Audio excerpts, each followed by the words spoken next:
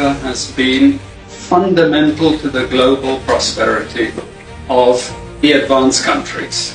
And Africa had a role to play. It has a role as a raw material producer. We will not allow sub-Saharan Africa to escape that. Okay, we do everything to keep sub-Saharan Africa where it is, also impoverished. It's absolutely vital for the prosperity of everyone else. So let's get clear about that. Okay, and this means all the economic structures, all the global institutions, and the economics we teach everyone is all designed to keep Africa exactly where it is. And whether it is Europe or US or now China, it's always the same. We need Africa to be impoverished because we need those raw materials and we need them dirt cheap. Okay, so that's the message. It doesn't mean to say that there's nothing Africans can do. Of course there is. This is what it's about. Because if Africa does do something different, I assure you living standards of all those in Europe and North America and Asia is going to fall. Okay? And that is a big price to pay. I assure you that the West is not going to allow that without a big fight. Okay, so the job of many Western academics is to convince Africans they have to keep doing what they're doing. Okay? And to show them it's your fault that you're poor. It's not our fault.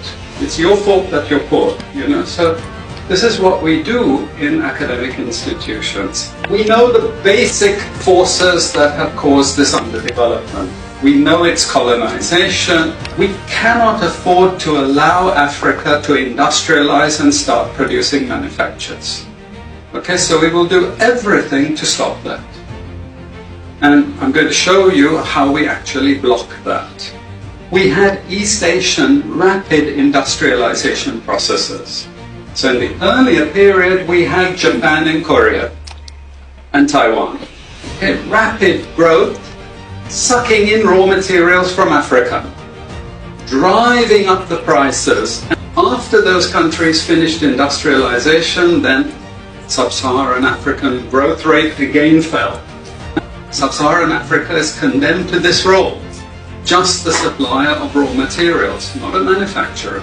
The currencies are collapsing of these countries, and many of them are sub-Saharan African countries. After colonization ended, we needed new structures to keep these countries where they were. Okay? And the first of those is aid. Okay? We give them aid. Aid for what? Actually, we give them aid to keep repressive regimes in power. That's all.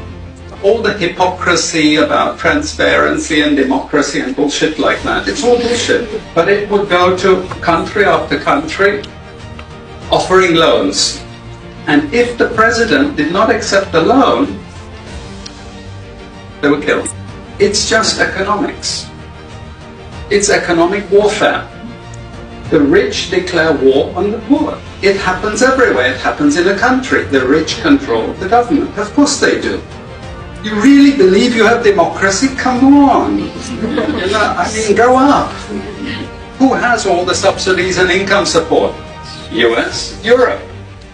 The largest budgets in the world for supporting their farmers are Europe and US. You see, we're keeping them dependent. We're keeping them on a string. This next round of the WTO is designed to block that. To block anyone else